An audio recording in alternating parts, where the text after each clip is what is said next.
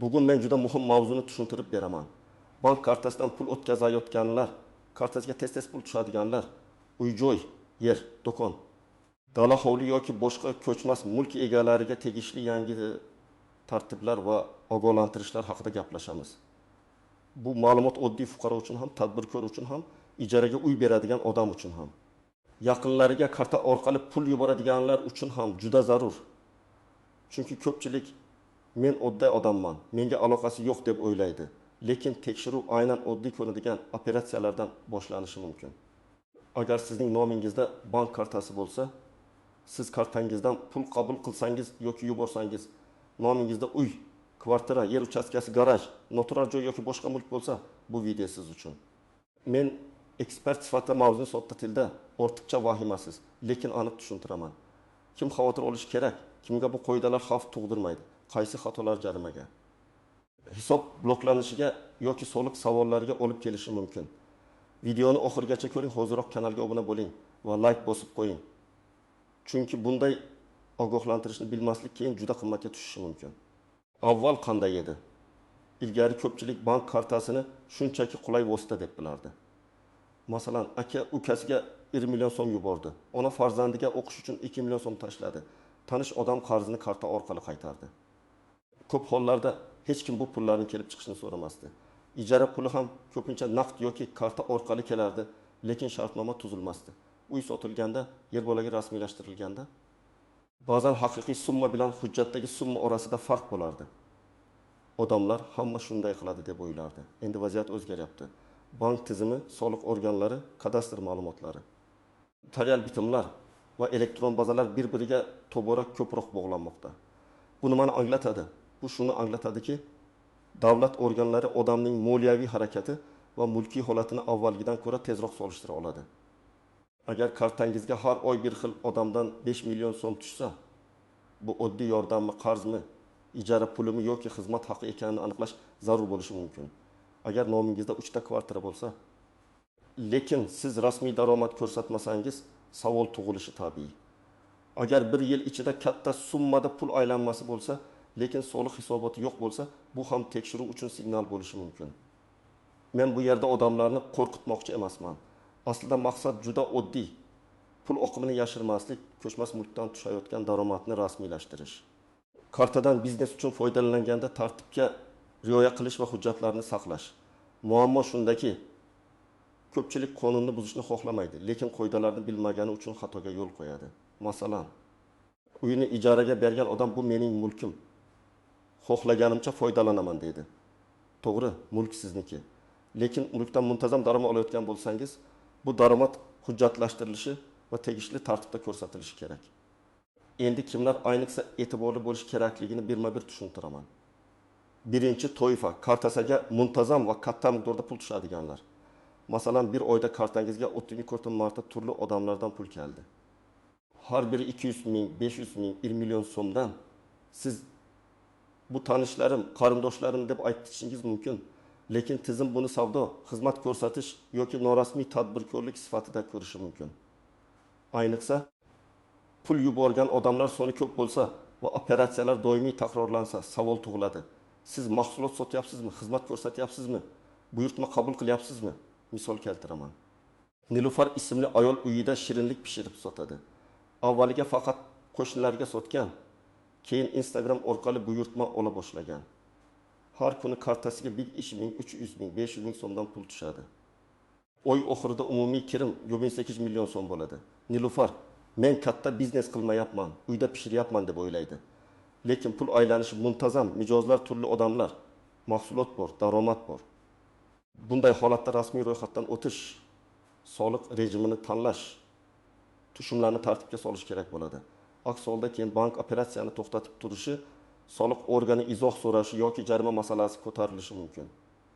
Ikkinchi toifa, uyini, kvartirasini, do'konini yoki yerini ijaraga berayotganlar. Masalan, siz Toshkentda kvartirangizni oyga 10 million so'mdan ijaraga berdingiz. Ijarachi har oy kartangizga pul tashlaydi. Bir yil davomida bu 40 million so'm bo'ladi. Agar shartnoma bo'lmasa, to'lov maqsadi ko'rsatilmasa, soliq masalasi hal qilinmasa, bu keyinchalik muammo bo'lishi mumkin. Yana bir misol, odamda 2 ta kvartira bor. Bittasida o'zi yashaydi. Ikkinchisini talabaga ijaraga beradi. Men boy emasman, faqat kreditimni yopish uchun ijaraga berganman deydi. Bu tushunarli, lekin baribir daromaddir. Daromad bor joyda hujjat ham bo'lishi kerak. Uchinchi toifa, ko'chmas mulk sotib olayotgan yoki sotayotganlar. Masalan, kvartira real qiymatda 7 million so'mga sotildi, lekin hujjatda 1 million so'm deb ko'rsatildi. Nega bunday qilinadi? Ba'zan xarajatlarni kamaytirish uchun, ba'zan tomonlar rasmiy ish ko'paymasin deb kelishadi, ammo bu juda xavfli. Ertaga nizo chiqsa, sudda hujjatdagi summa asosiy dalil bo'ladi. Siz 700 million to'laganingizni aytasiz. Lekin shartnomada 1,5 million yozilgan bo'lsa, qolgan 2,5 millionni isbotlash qiyinlashadi. Bundan tashqari katta naqd pul harakati ham savol tug'diradi. Pul qayerdan keldi? Qanday shaklda berildi? Bank orqali o'tdimi? Daromad manbasi bormi? To'rtinchi toifa, nomida bir nechta ko'chmas mulk bor, lekin rasmiy daromadi kam ko'rinadigan odamlar. Men bunday holatni ko'p uchrataman. Odamning nomida 3 ta uy, bitta noturar joy, bitta yer bor.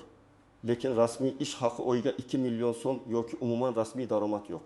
Bu har doim qonun buzilishi degani emas. Balki meros bo'lgandir, sovg'a qilingandir. Oldin sotib olingandir, turmush o'rtog'i daromad qilgandir. Lekin hujjatlar bo'lmasa savolga javob berish qiyin bo'ladi.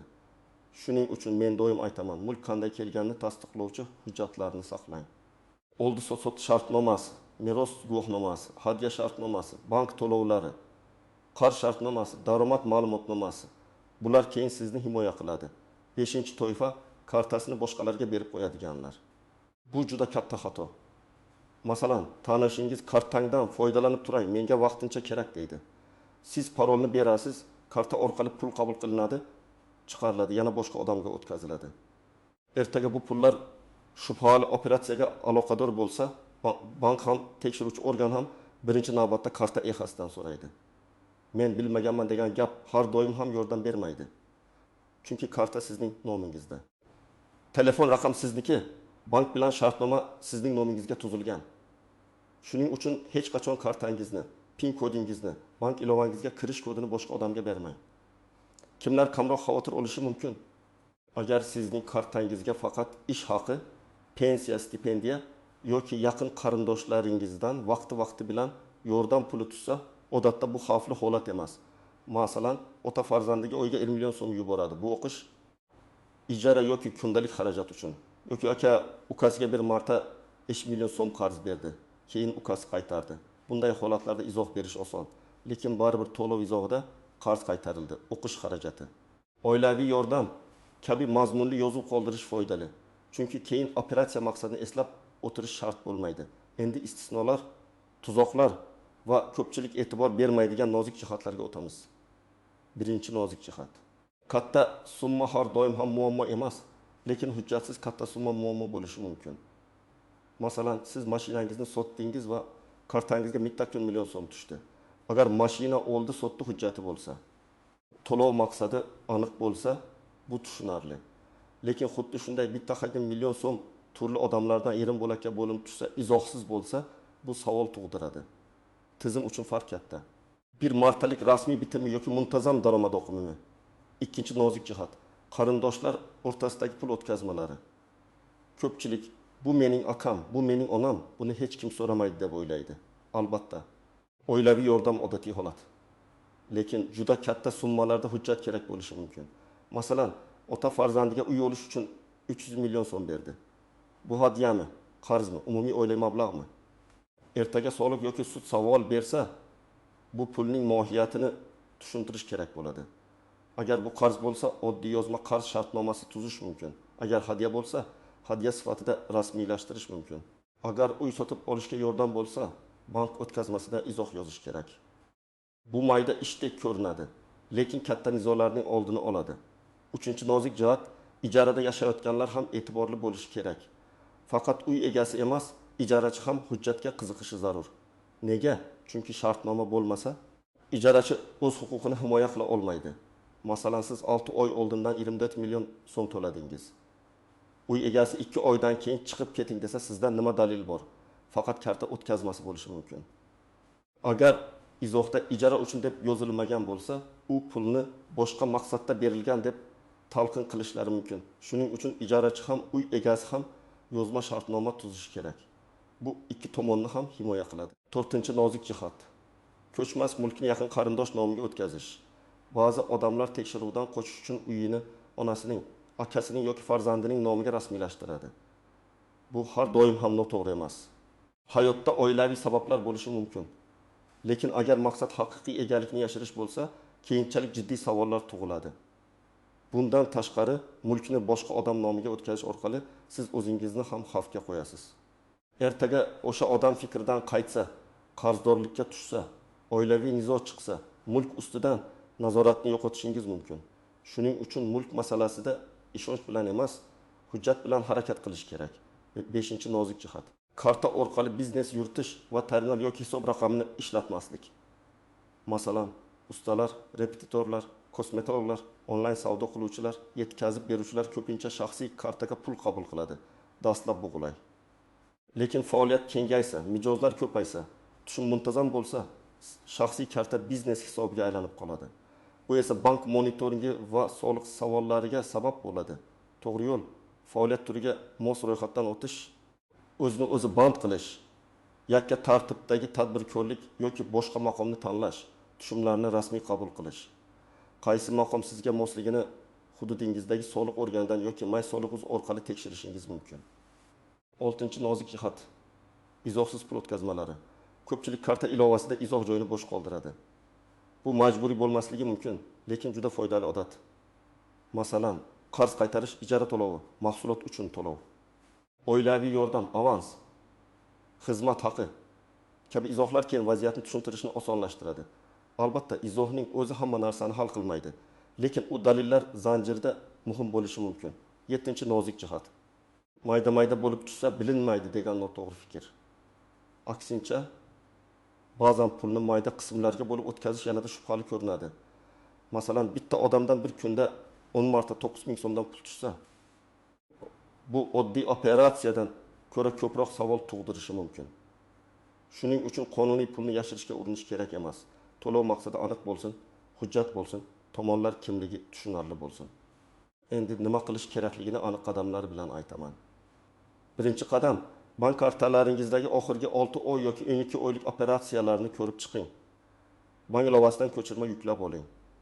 Qaysi tushumlar ish haqi, qaysilari qarindosh yordami, qaysilari qarz, qaysilari ijara yoki xizmat haqi ekanini o'zingiz uchun ajrating. Agar tushumlar orasida muntazam daromadga o'xshaydigan operatsiyalar bo'lsa, ularni qanday rasmiylashtirish kerakligini hozirroq o'ylang. Ikkinchi qadam, ijaraga berilgan mulkingiz bo'lsa, shartnomani tartibga keltiring. Uy egasi sifatida pasport ma'lumotlari, mulk hujjati, ijorachi ma'lumotlari, ijara muddati, oylik to'lov summasi, kommunal to'lovlar kim zimmasida ekanini yozing. To'lov bank orqali bo'lsa, izohda falon manzil bo'yicha ijara to'lov deb ko'rsating. Ijorachi sifatida esa har bir to'lovni dalil bilan qoldiring. Naqd bersangiz, tilxat oling. Karta orqali yuborsangiz, izoh yozing va chekni saqlang. 3-qadam, ko'chmas mulk sotayotgan yoki olayotgan bo'lsangiz, haqiqiy summani hujjatda to'g'ri ko'rsatishga intiling. Men yaxshi tushunaman, ba'zan odamlar xarajatdan qochishni xohlaydi, lekin hujjatdagi noto'g'ri summa ertaga ancha katta zarar keltirishi mumkin. Notariusga borishdan oldin bitim shartlarini yozma kelishib oling. Pul qaysi bank orqali o'tadi, qaysi sanada beriladi, oldindan to'lov bo'lsa, u qanday qaytariladi, bitim bekor bo'lsa nima bo'ladi? Bularning hammasi aniq bo'lishi kerak. 4-qadam, katta qarz yoki hadya bo'lsa, hujjatlashtiring. Masalan, do'stingiz sizga 50 million so'm qarz berdi. Biz bir-birimizga ishonamiz deyish oson. Lekin yozma qarz shartnomasi ikki tomonni ham himoya qiladi. Unda qarz summasi, berilgan sana, qaytarish muddati, foiz bor yo'qligi, pul qanday berilgani yoziladi. Agar ota farzandiga uy olish uchun katta pul bersa, to'lov izohida maqsadni ko'rsatish va zarur bo'lsa notarial maslahat olish foydali. 5-qadam, shaxsiy karta va biznes tushumini aralashtirmang. Agar siz mahsulot sotsangiz, xizmat ko'rsatsangiz, buyurtma olsangiz, faoliyatingizni rasmiy maqomga o'tkazish yo'lini ko'rib chiqing. Soliq ilovasidan foydalaning. May soliq.uz saytiga kiring. O'zingizga mos rejimni aniqlang. Agar tushunmasangiz, hududiy soliq inspeksiyasiga boring yoki buxgalterdan maslahat oling. Bir kun vaqt sarflash keyinchalik jarima, bloklangan karta yoki tushuntirish xatlaridan ko'ra ancha yengil. 6-qadam hujjat papkasini yarating. Bu qog'oz papka ham bo'lishi mumkin.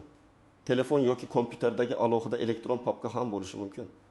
Unga bank ko'chirmalari, shartnomalar, tilxatlar, notarial hujjatlar, kadastr hujjatlari, ijara shartnomalari, soliq to'lovlari, qarz shartnomalarini joylang.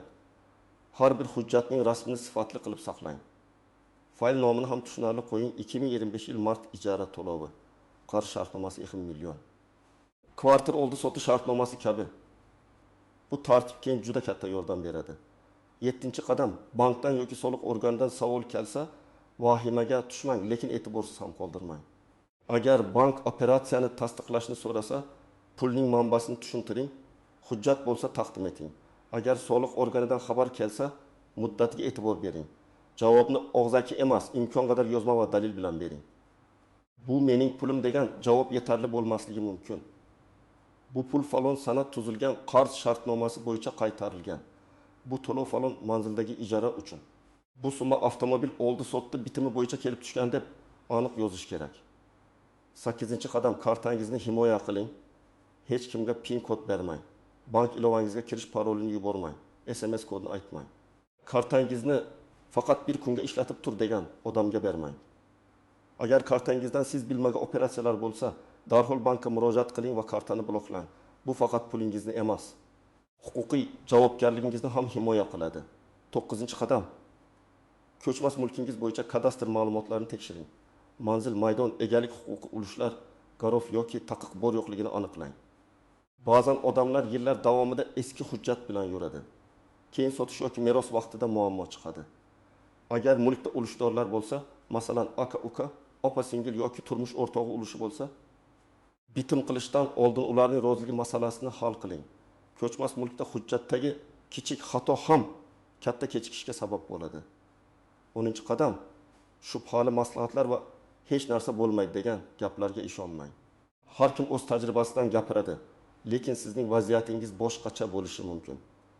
Kimdir 5 yil ijaradan soliq to'lamay yuribdi, lekin bu sizga ham shunday qilish mumkin degani emas. Kimdir kartasiga katta pul qabul qilib muammo ko'rmagan, lekin bu tizim buni hech qachon ko'rmaydi degani emas. Qoidalar kuchaygan sari eski odatlar xavfli bo'lib boradi. Bugungi asosiy fikr shuki, bank kartasi endi shunchaki pul yuborish vositasi emas, u sizning moliyaviy tarixingizni ko'rsatadigan izdir. Ko'chmas mulk esa faqat uy yoki yer emas, u daromad, majburiyat, huquq va javobgarlik bilan bog'liq aktivdir. Agar pulingiz qonuniy bo'lsa, mulkingiz rasmiy bo'lsa, hujjatlaringiz tartibli bo'lsa, qo'rqishga hojat yo'q. Lekin keyin ko'ramiz. Hujjat shart emas, kartaga tushaversin. Ijarani og'zaki kelishdik degan yondashuv endi xavfli. Men sizga tavsiya qilaman. Bugunoq kartangizdagi tushumlarni ko'rib chiqing. Ijarangiz bo'lsa, shartnoma qiling. Katta pul o'tkazmalariga izoh yozing. Mulk hujjatlaringizni tartibga keltiring. Shaxsiy karta bilan biznes tushumini aralashtirmang. Eng muhimi, har bir katta operatsiyada o'zingizga bitta savol bering. Ertaga mendan bu pul qayerdan keldi yoki nima uchun tushdi deb so'rashsa, men hujjat bilan javob bera olamanmi? Agar javob ha bo'lsa, siz ancha xotirjam bo'lasiz. Sizda bunday holat bo'lganmi? Bank pul o'tkazmasini to'xtatganmi? Soliqdan savol kelganmi? Ijarada shartnoma masalasida muammo chiqqanmi? Fikringizni izohlarda yozing. Boshqalar ham tajribangizdan foyda oladi. Video foydali bo'lgan bo'lsa, like bosishni unutmang. Kanalga obuna bo'ling va yaqinlaringizga ham yuboring. Chunki bu mavzu faqat tadbirkorlarga emas, bank kartasi va ko'chmas mulki bor deyarli har bir odamga tegishli.